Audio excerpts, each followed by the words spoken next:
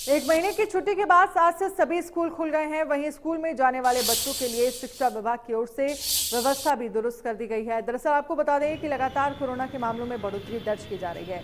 ऐसे में स्कूल में पढ़ने वाले छात्रों और छात्रों को लेकर की शिक्षा विभाग भी काफी चिंतित है। उसी को लेकर 1 जुलाई को स्कूलों में सभी व्यवस्था दुरुस्त कर दी है। मास्क, सैनिटाइजर और सोशल डिस्टेंस का पालन नियमित रूप से लागू कर दिया गया है।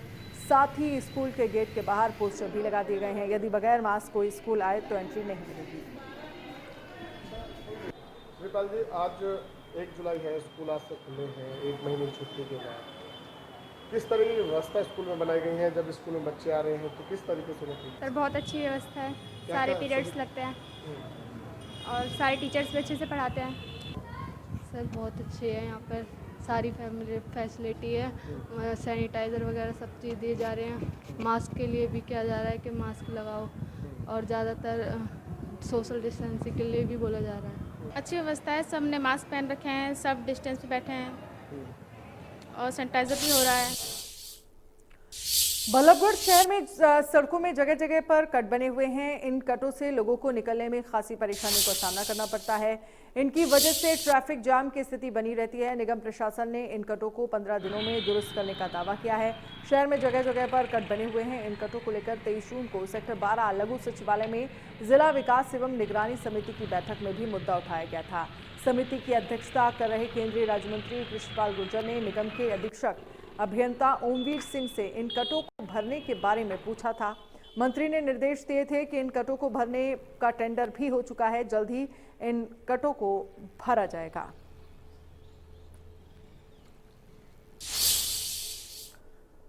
और वहीं सिंगल यूज प्लास्टिक को लेकर एक तरफ जहां दुकानदारों में जानकारी का अभाव दिखाई दिया, वहीं नगर निगम की टीम ने जगह जगह जाकर दुकानदारों के चालान किए। फरीदाबाद के 5 नंबर की मार्केट में निगम के दस्ते ने दुकानों से प्लास्टिक सामानों को जब्त किया। सिंगल यूज प्लास्टिक बैन को लेकर नगर निगम की टीम की तरफ से भी कार्रवाई करनी शुरू कर दी गई है और हम फिलहाल 5 नंबर मार्केट में हैं, जहां पॉलीथीन और प्लास्टिक के ऐसे जो 19 आइटम मिल रहे हैं उनको वहां चालान पहुंचकर टीम कर रही है। और आप साफ तौर से एक ऐसी दुकान पर पहुंचे हैं जहां प्लास्टिक का सामान बेचा जाता था और यहां से ये तमाम चीज़ें निगम की टीम ने बरामद की है। मैं आपको दिखा देता हूं, ये देखिए तमाम जो गिलास, कप, प्लेट, ये जो आइटम हैं ये पूरी तरह से बैन नोटिफिकेशन के हिसाब से बैन है, जो बेचे नहीं जा सकते। लेकिन यहाँ इस दुकान पर ये जो आप दुकान देख रहे हैं, इस दुकान के अंदर ये तमाम सामान मिला है, लेकिन इससे भी ज़्यादा कि अंदर बहुत ज़्यादा सामान है, लेकिन दुकानदार खुद दुकान को बंद कर चकमा देकर यहाँ से भाग गया है, यानी कि फरार हो गया है। निगम की टीम के बीच कार्रवाई के बीच से यहाँ से भागा है। गजराज जी, आप टीम के साथ यहाँ पहुँचे हैं, क्या लगता है आपको ये क्या क्या चीज़ें हैं जो पकड़ी हैं और बैन है? चीज़ें गिलास, कटोरी और ये पत्तल, ये सारी बंद हैं। कैरी बैग बंद हैं। 19 आइटम ऐसे हैं जो गवर्नमेंट ने बंद करे हैं नोटिफिकेशन में, उनको हम बंद कर रहे हैं, चालान काटते हैं। लेकिन देख रहे हैं हम दुकान पे अभी आप अंदर से सामान ला रहे थे और इसी बीच में चकमा देकर दुकानदार ही भाग गया आपके हाथों से। जैसे ही हम अंदर से गोदाम था, हमारी गाड़ी आ रही है, गोदाम में से हम लेकर आ रहे थे, बाहर सामान निकाल के इतने रखा, इतने वो गेट को नीचे डाउन करके भाग गया। आपका क्या नाम है? मेरा नाम अजीत रावत है। अजीत, आप चालान कर रहे हैं, चालानिंग की अगर प्रक्रिया को जानने की कोशिश करें समझने की, तो कितना चालान किस पर किया जा सकता है? सर, ये सरकार के दिशा निर्देश अनुसार 1 ग्राम से लेकर के 25 1 टन किलोग्राम जहाँ तक बढ़ता चला जाएगा, उस पर 500 रुपये से लेकर के 25,000 तक का चालान है। जो हमारी पावर है वो 25,000 रुपये की चालान करने की। आपकी पावर 25,000 की, लेकिन क्या ऑनलाइन है या कैश ले रहे हैं? ऑनलाइन है, हम फ़ोन के माध्यम से, स्टैब के माध्यम से हम ऑनलाइन खोलते हैं। उसमें जैसे ही हम उसका वेट भरते हैं, जितनी हमें पॉलीथीन या प्लास्टिक का आइटम मिलता है, उसके अकॉर्डिंग वहाँ पर वो उसका अमाउंट भर देता है। वो ऑटोमेटिक आता है और जो विक्रेता होता है जो सामान को बेच रहा है, उसके पास मैसेज फ़ोन पर लिंक से पहुंचता है और वो ऑनलाइन फ़ोन पर ही लिंक के माध्यम से पेमेंट करता है। नगद का जुर्माना इसमें बंद है, नगद हम किसी से नहीं लेते। बिल्कुल, देखिए कार्रवाई शुरू है और ऐसे में निगम द्वारा चालान भी किए जा रहे हैं और माल की भी जब्ती यहाँ से की जा रही है। फरीदाबाद से देवेंद्र कौशिक, इंडिया न्यूज़। वहीं सिंगल यूज प्लास्टिक को लेकर खरीदार और बेचने वालों के बीच असमंजस की स्थिति बनी हुई है। इसी को लेकर हमारे संवाददाता जयप्रकाश भाटी ने ग्राउंड जीरो से मार्केट में जाकर जायजा लिया तो देखा कि दुकानदार सरकार के इस फैसले से काफी खुश दिखाई दे रहे हैं। वहीं दुकानदारों का कहना है कि सरकार के इस फैसले से पर्यावरण को बचाया जा सकता है। सरकार को बड़ी कंपनियों पर भी रोक लगानी चाहिए। की तरफ से पर्यावरण को बचाने के लिए पॉलीथीन जो है वो पूरी तरीके से बैन कर दी गई है। और आज 1 जुलाई है, सरकार के आदेश थे कि जो भी पॉलीथीन यूज करेगा उसके खिलाफ कानूनी कार्रवाई की जाएगी और जुर्माना भी जो है वो रखा गया 500 से लेकर 1 लाख रुपए तक का। और जो इसकी उल्लंघना करेगा उसको 7 साल की सजा की भी जो है उनकी तरफ से आवंटित किया गया। लेकिन उसी को लेकर के देखिए हम इंडियन न्यूज की टीम है सेक्टर 8 की मार्केट में पहुंची है, किस तरीके से लोग जो हैं पॉलीथीन को लेकर के जागरूक हैं और किस तरीके से सरकार के आदेशों की जो है वो पालना की जा रही है। आइए उनसे एक बार बात कर लेते हैं, उनका इस चीज को लेकर के क्या कहना है। सर, क्या नाम आपका? संजय कुमार। संजय जी, सरकार की तरफ से जिस तरीके से आदेश आया कि पॉलीथीन जो है यूज नहीं करनी, किस तरीके से सहयोग कर रहे हैं? सर बहुत बढ़िया, हम तो कह रहे बहुत अच्छा। हमने तो ये हाल अपना बैग आज से यूज कर लिया है कि आगे से इसी को लेके जाना है। फल मिठाई सब्जी जो भी खरीदनी है अपने इसी को लेके खरीदनी है। और बाकायदा हमने तो हमारी कंप्यूटर लैपटॉप की दुकान है, हमने लिख के डाल दिया कृपया प्लास्टिक ना मांगे। सरकार का आदेश है, कितना कार्य करे? सर सरकार सर जो कर रही है बढ़िया कर रही है, लेकिन सर जो अधिकारी हैं जब उन्हें भी पता है कि पीछे से कंपनियां चल रही है, दाना आ रहा है अगर वहां से सर अगर पॉलीथीन बंद हो जाएगी, ना मार्केट में आएगी, ना वो बिकेगी और ना यूज होएगी, ना किसी सीवर वगैरह में जाएगी, कहीं भी नहीं जाएगी। सबसे पहले तो सर वहीं पर कार्रवाई की जाए ना। छोटे दुकानदारों पे या छोटे रेहड़ी रिक्शा वाले हैं उन बेचारों पे बैन करने से क्या होएगा? वो तो गरीब लोग हैं, उन्होंने 1500 रुपए की दुकानदारी करके अपने बेचारे पेट भाल रहे हैं। अगर उनका 20-30 हजार रुपए का अगर चालान कटेगा वो कहाँ जाएंगे? पीछे से जो आदेश है कितने सही मान रहे हैं? सर आदेश सरकार का आदेश तो बहुत ही बढ़िया है, हम उसको एग्री करते हैं। लेकिन सर जब तक पीछे से माल जो चीज आएगा वो बंद नहीं हो सकता, जब तक कंपनियों से माल बंद नहीं होगा कैसे कोई रोक लेगा?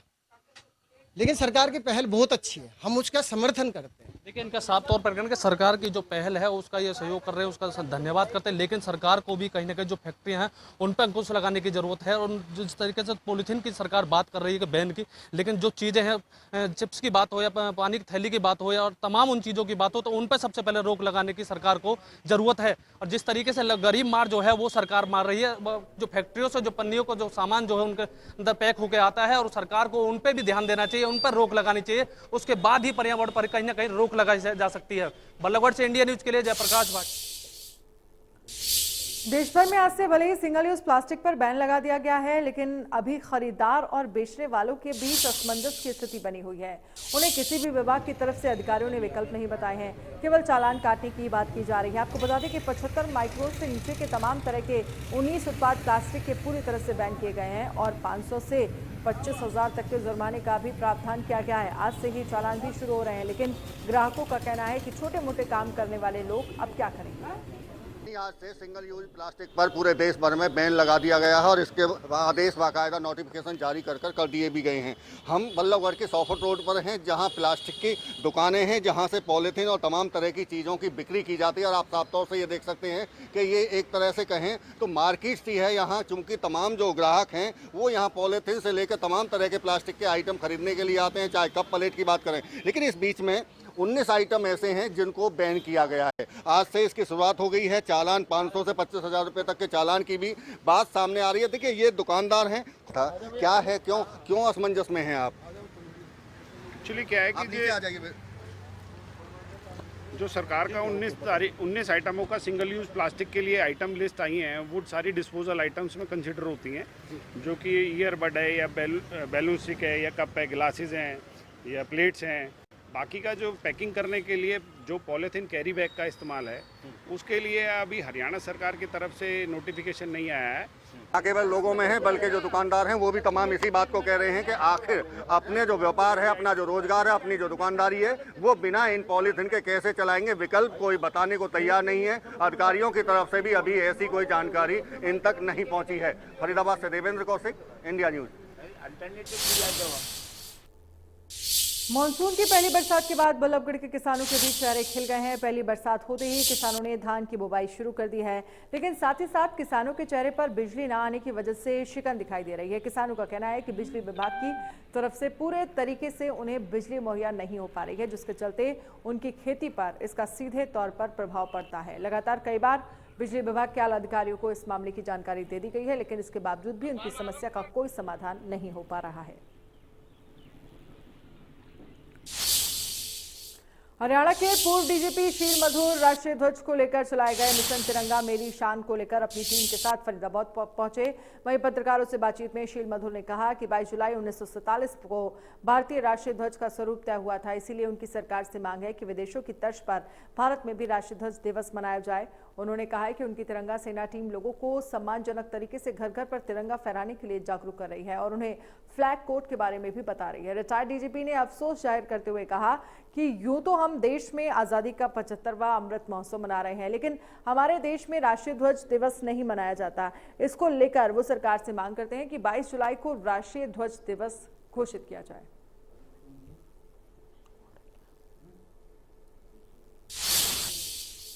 बल्लभगढ़ मोहाना रोड चंदावली पुल के पास बरसात के कारण सड़कों पर हुए गड्ढों को ट्रैफिक के सब इंस्पेक्टर विजय कुमार और उनकी टीम ने भरकर लोगों की राह आसान कर दी। हालांकि ये काम तो नगर निगम का है, लेकिन नगर निगम के कर्मचारी इतनी आसानी से किसी काम को करने में आगे नहीं आते।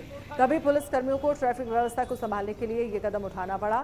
ट्रैफिक पुलिस विजय कुमार की माने तो बरसात के कारण सड़कों पर हुए गड्ढे को भरने का काम किया जा रहा है, जिससे कोई हादसा ना हो सके। इन गड्ढों की वजह से बरसात में ट्रैफिक जाम हो जाता है और लोगों को काफी परेशानियों का सामना करना पड़ता है।